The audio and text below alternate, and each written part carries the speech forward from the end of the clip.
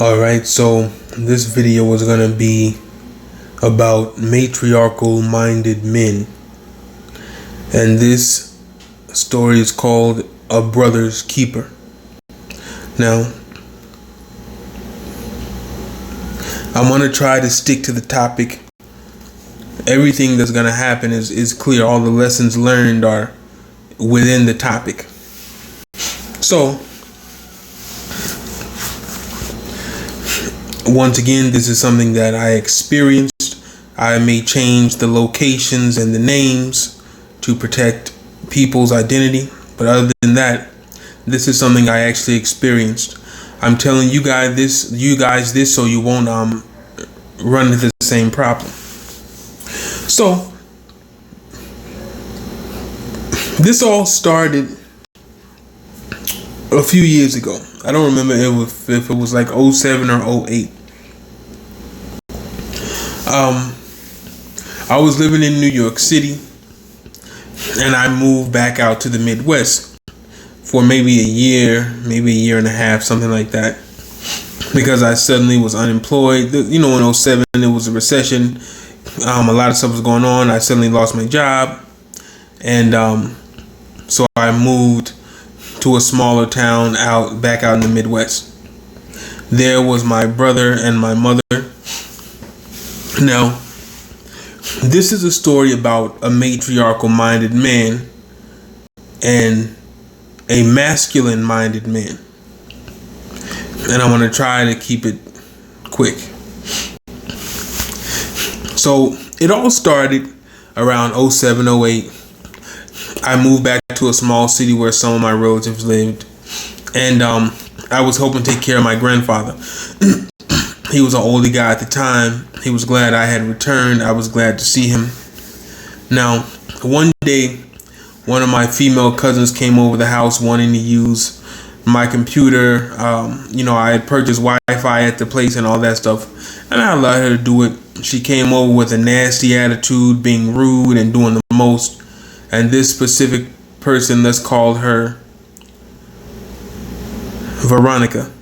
Veronica's known for having a nasty, very bad attitude. And I was tired of Veronica's bullshit.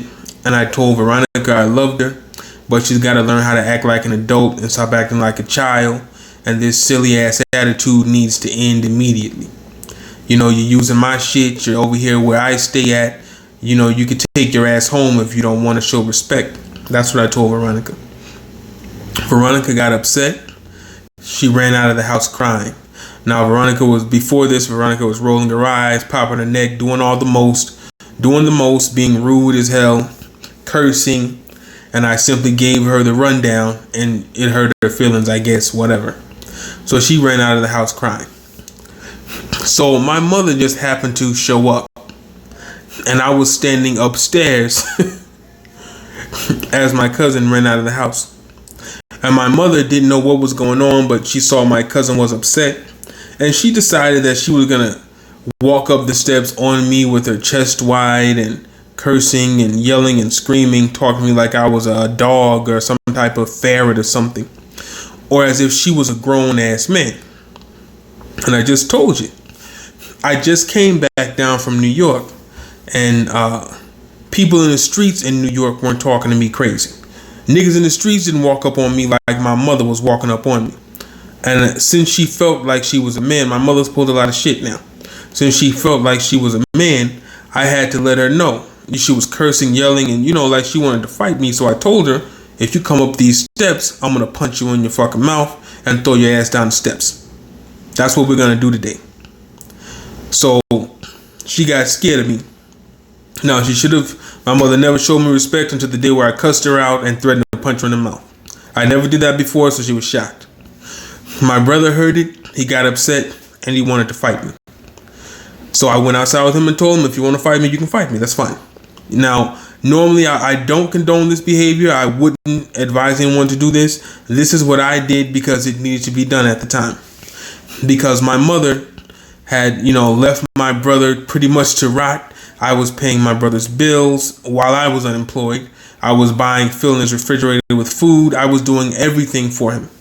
right? My mother wouldn't do anything for him. She had washed his hands with him. She was talking very bad about him because he was getting into trouble. And but I was the one doing everything for him. So for him to go against me, to try to fight me over this female, his mother, I felt some type of way about it. So I told him, if you want to hit me, you can hit me, and I'm just gonna whoop his ass. He didn't want to hit me. He was angry and emotional and upset.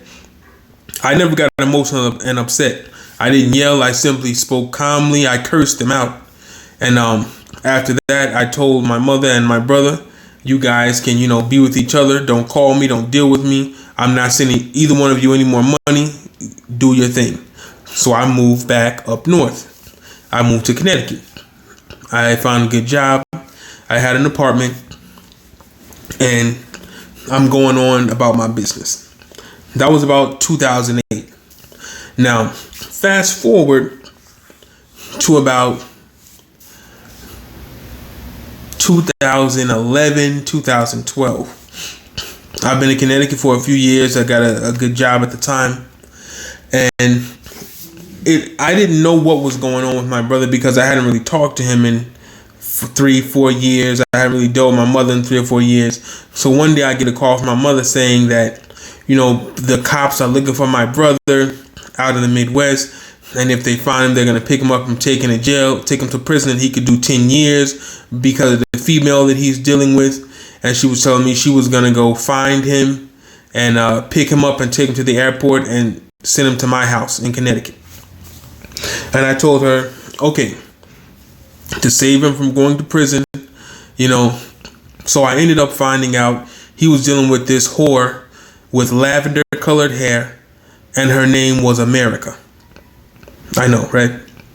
And she was a project whore, and she had been fucking a bunch of guys and all this stuff, but she was underage. And her mother had told my brother that she was going to allow them to get married. Now, moving forward, my brother at this time was still a teenager, but he was about 3 or 4 years older than her.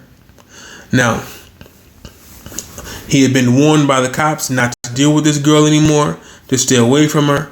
A lot of other things were going on that I didn't know about at the time. But the cops came to my mother's house and said to her, if we find him, we're going to take him to prison. So she went out and found him wherever he was, somewhere in the streets, put him on a plane and sent him to my house in Connecticut. Again, I didn't know. I hadn't really dealt with my brother for years at this time, so I didn't know his behavior. But I was willing to help him because he's my brother. So I take off work that same day, early. This is early in the morning, she called me. I take off work. I drive 2.5 hours or 3 hours down to the LaGuardia Airport in Queens. And I pick up my brother, take him out to eat, and I take him to my place in Connecticut. Now, I just saved my brother from doing 10 years in prison, right? At the drop of the dime, I was called. I acted, all that old stuff was under the bridge. That never bothered me anyway, to be honest. It wasn't a big deal, but I just didn't want the nonsense in my life. Now, this is what happened next. I ended up learning that my brother was a matriarchal minded male. I didn't know what it was. I didn't have a term for it, when he tried to fight me over the dumb shit my mother was doing. When he moved in with me, I was glad he came up. I was going to show him what it's like to be an adult, to live on his own, not to have people breathing down his neck, telling him what he needs to do, to have freedom and do, to be self-sufficient. This is what I was going to teach him and give him the experience of. So I took him to Harlem. I took him to the Bronx. I took him to Queens. I took him to Brooklyn. I took him down to New York. I was, taking him around and showing him things so he understood the small town where he was living was nothing. That's not life. That's just, a very small part of life. And my brother was a very good musician. He could play piano by ear. He could play drums. And since I was 2 hours away from New York, I was explaining to my brother, I have big plans for him. He was 19 at the time. I was telling him, you got everything waiting for you in the world. You got the world at your fingertips. We're 2 hours from New York City. You play instruments. I told him, you can get a job up here for 6 months, maybe a year. I'll pay the rent, the utilities, I'll buy the food. You don't have to spend anything. You can stay at my house, save up your money. I had a car. I had like a 91 Honda. I was like, I'm going to give you that car and I'm going to buy another car. And maybe after a year or so, I got a good job. I'm going to see if I can transfer to New York City and we'll both move to New York. You can, get some nightclub gigs or get into a band. You can do your music and I'll do what I do. I'll have a job there and we can be living somewhere uptown or downtown in Manhattan or in Queens, Long Island City, doing well. These are the plans that I had for my brother and myself, right? Now, it all seemed so simple then.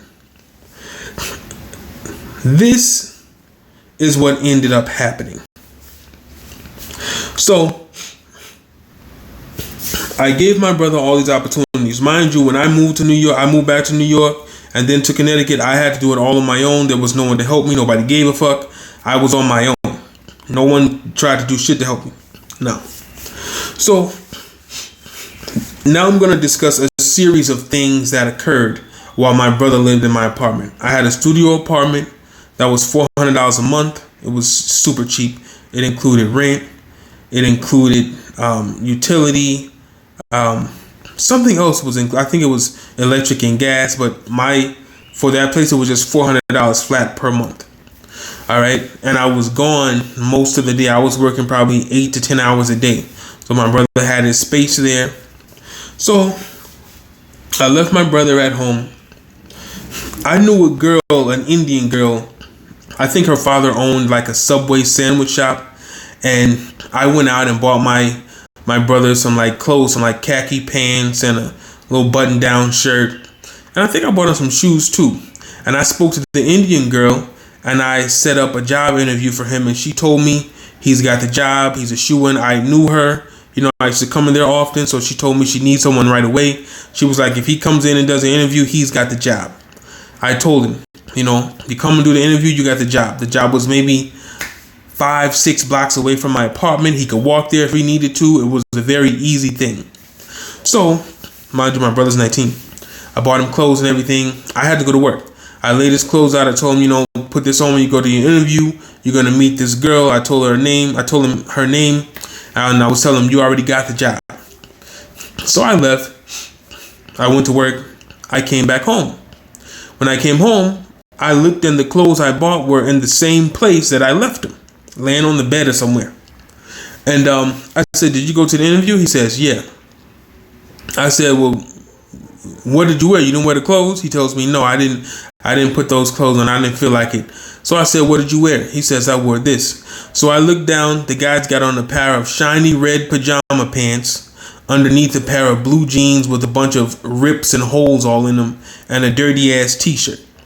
So I said to him, you went to the interview I set up for you in these dirty ass clothes and these ripped up clothes looking like you're homeless? So he was like, well, it's just an interview for Subway. So I called the girl. I say, how did my brother do for the interview? She said to me, listen, I can't hire him. He showed up dressed terribly. My father, this is my father's business. I can't hire someone that dresses like that coming to work. I can't do that. The job was his, but he obviously didn't want the job. So I got to go with somebody else. I was like, okay. So that was one small connection my brother fucked up for me right away in the first 2 weeks of coming in. So I was like, okay, fine. So I was trying to find a job for my brother for about another 2 or 3 weeks.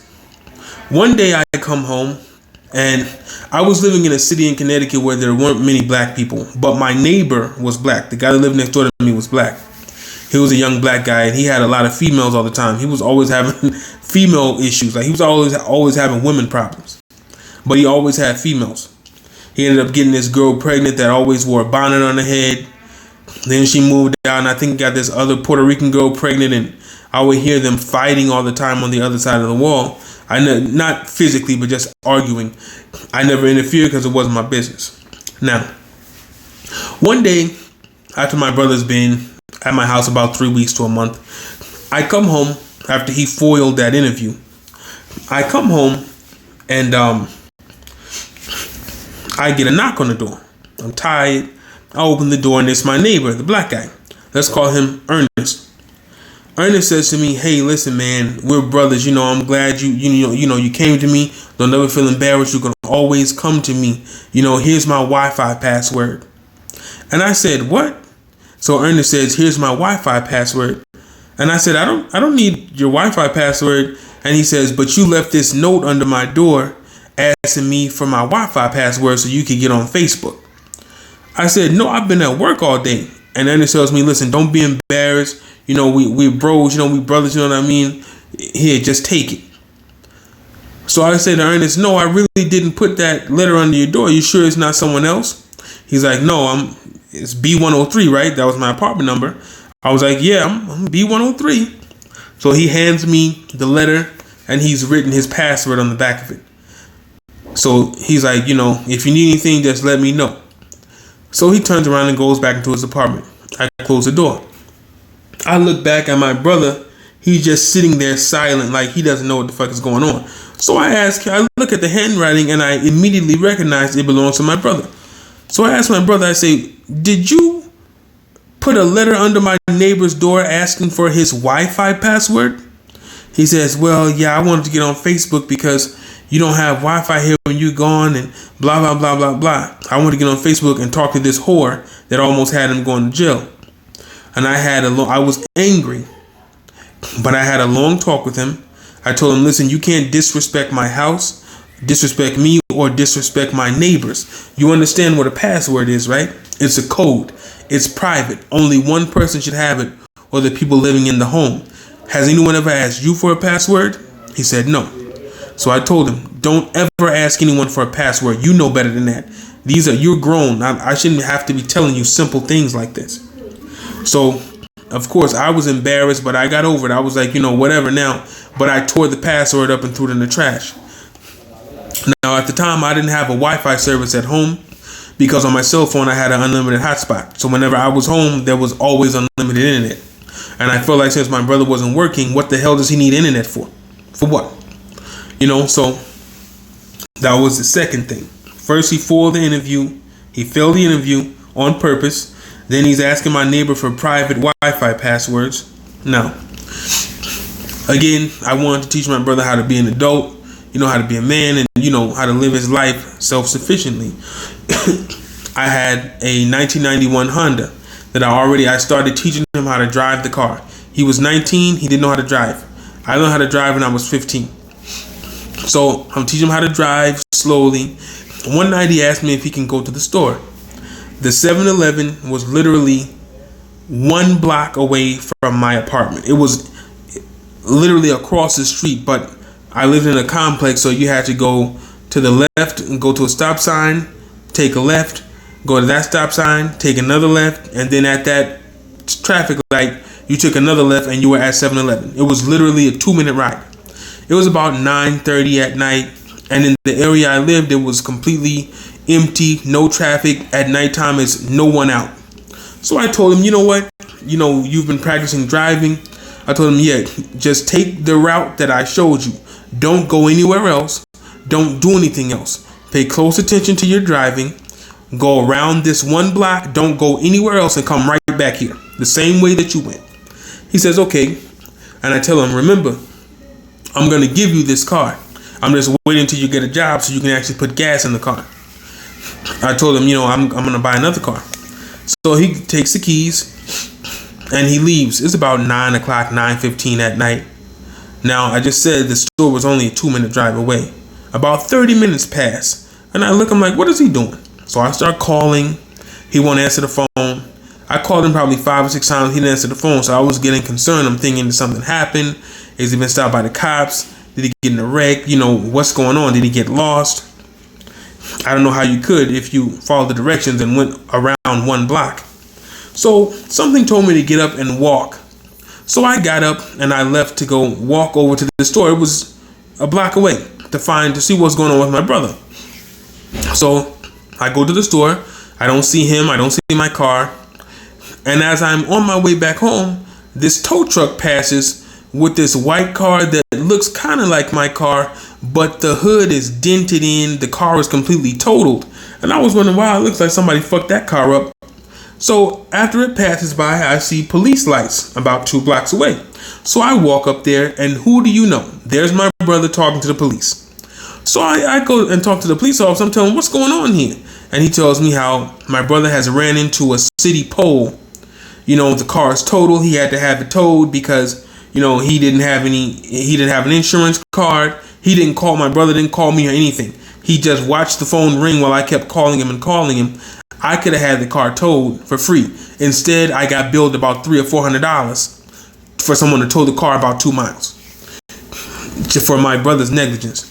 So I asked my brother what's going on, and he says, oh, I got a fountain drink and it fell on the floor, and I leaned down to pick it up when I was driving, and I ran into this pole.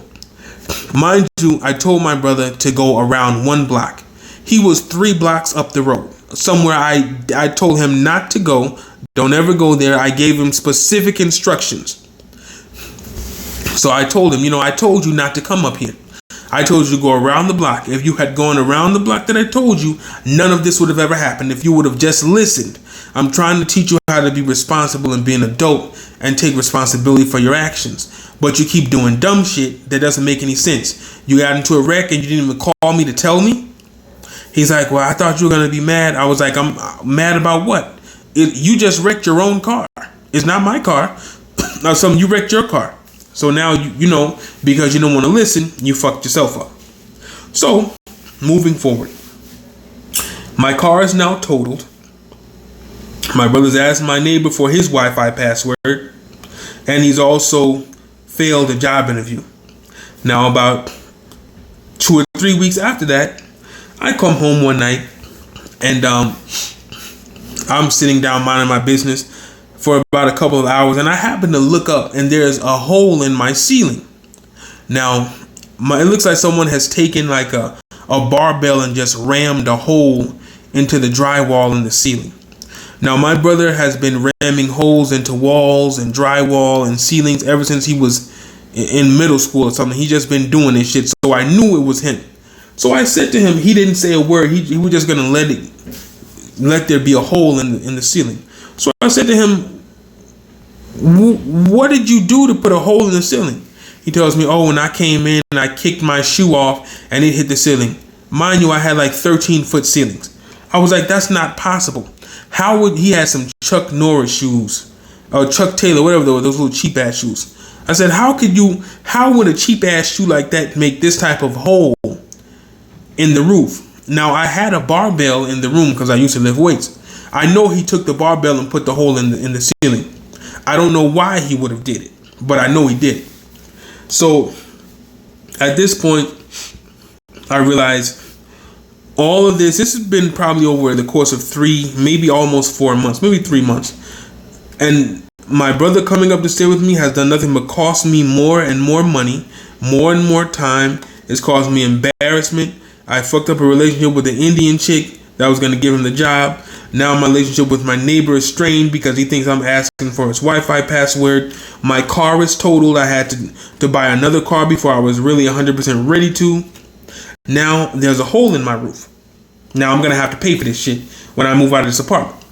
So I call my mother and I tell her, listen, I'm sending him back over to the Midwest to you tonight or tomorrow. You need to buy him a ticket.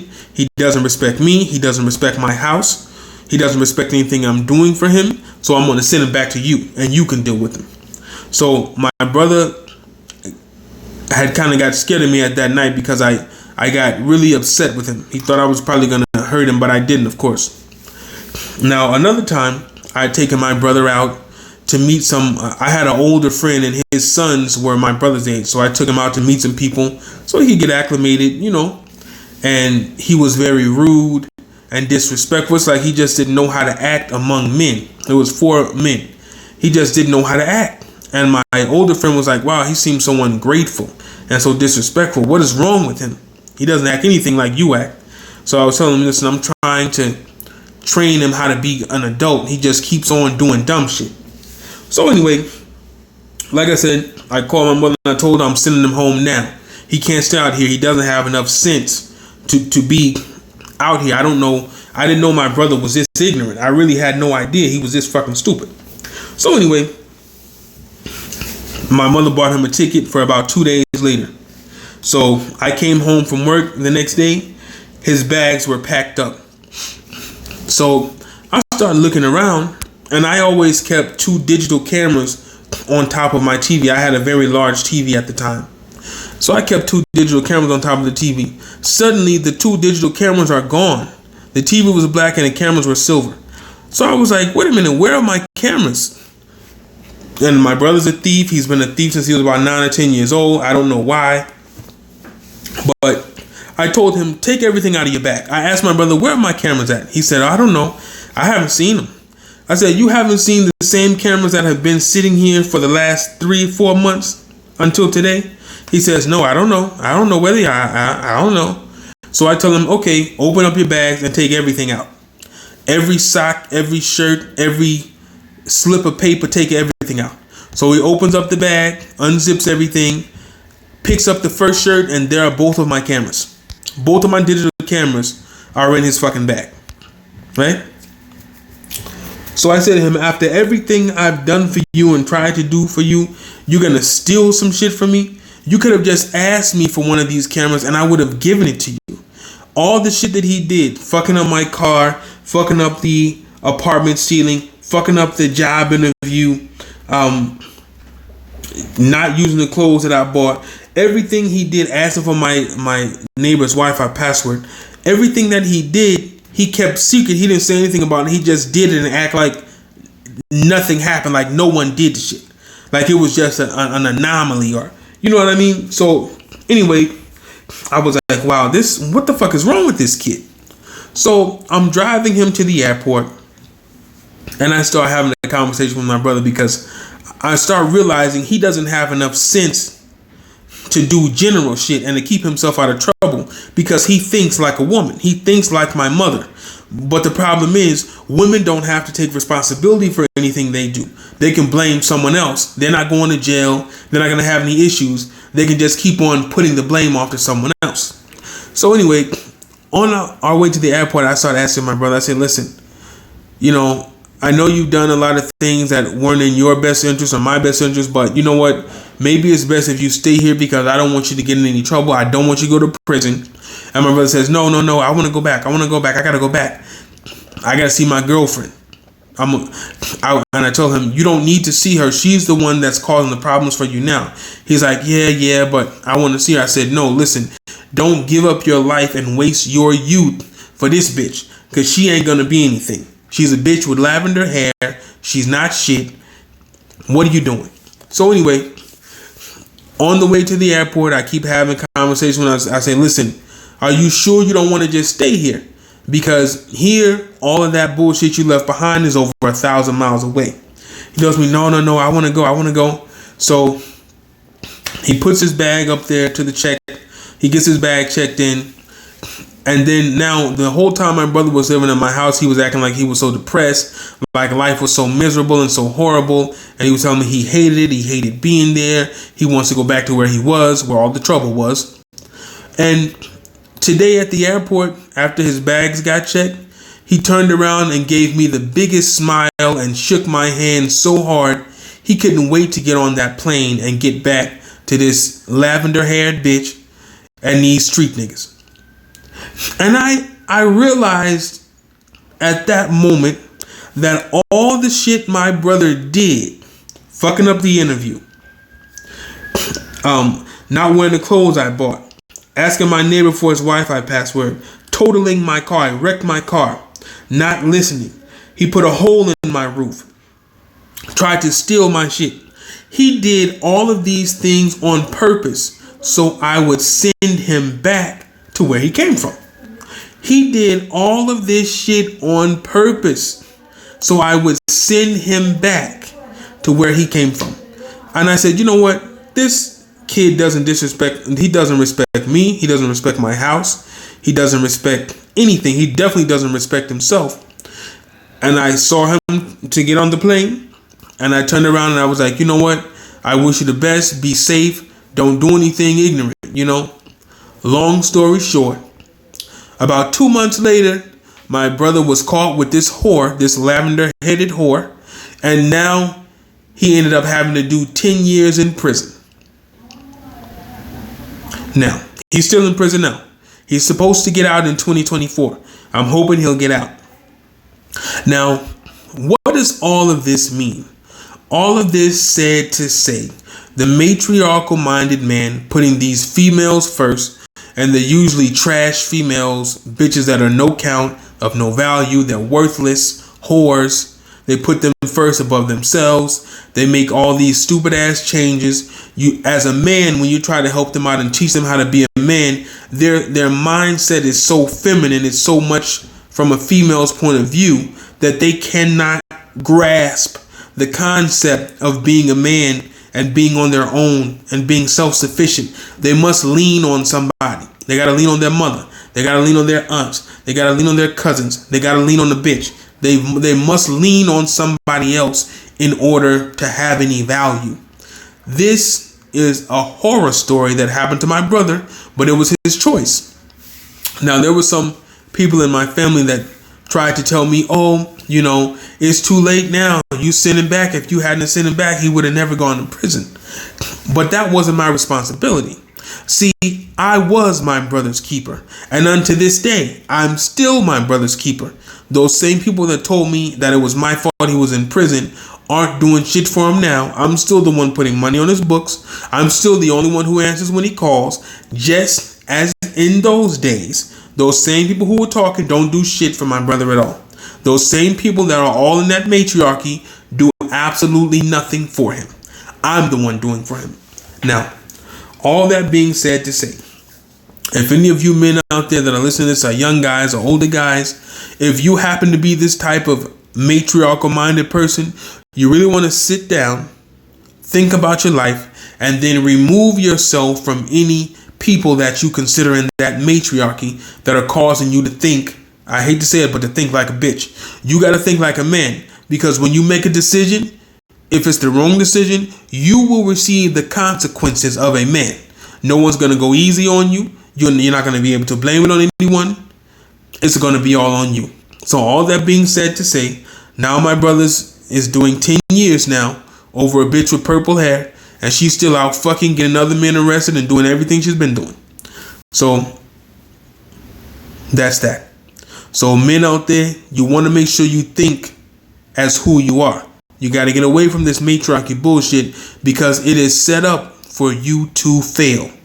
If you're a young guy out there, you're at your parents' house, your mother's house or something, and things aren't going your way, you're about to graduate, go to college, go to university, go to a trade school, get out of that environment, go as far as you can, apply for scholarships, go across the country if you can, get as far away, travel abroad if you can, apply for universities out of the United States. Get as far as you can away from that matriarchal nonsense so you can allow your basic instincts, your natural train of logic and honor to begin to be your first mind, to begin to be your first thoughts. So you already have natural logic, but people have trained you to use this matriarchal bullshit. So you have to get completely away from all that. So your basic instinct of masculinity and logic can take over, and you can actually produce the results that your mind thinks of. You can actually take full control of your life, and then you can take responsibility for your actions to push you forward. All right. If you guys have any questions, please let me know.